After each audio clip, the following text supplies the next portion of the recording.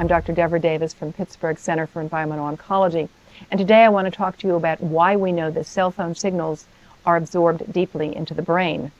Studies have been done that have modeled how the phone gets into the brain. They've been done by the cell phone industry, and here's what we know. When you hold a phone up to your ear, you are, of course, exposing the hearing nerve, indicated here in this model of the skull. But we also know from other studies that have been done by the cell phone industry that the phone signals are absorbed very deeply into the brain, and you see here they're absorbed much more deeply into the head of a 5-year-old than they are into the head of an adult.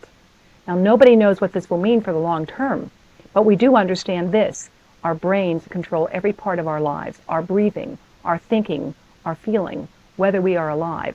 And the long-term consequences of 9 out of 10 adults using cell phones is something nobody can tell us about at this point.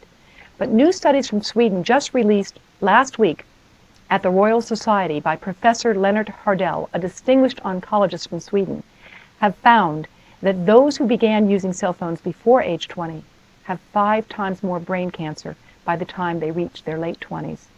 This is, of course, very worrisome. That is why we don't want to wait for more proof on this issue. We want to take simple precautions to reduce our exposure to cell phones while we continue to study the problem. And the Center for Environmental Oncology website has information about how you can use cell phones more safely. For that information, please look at preventingcancernow.org. Thank you. I'm Dr. Devra Davis.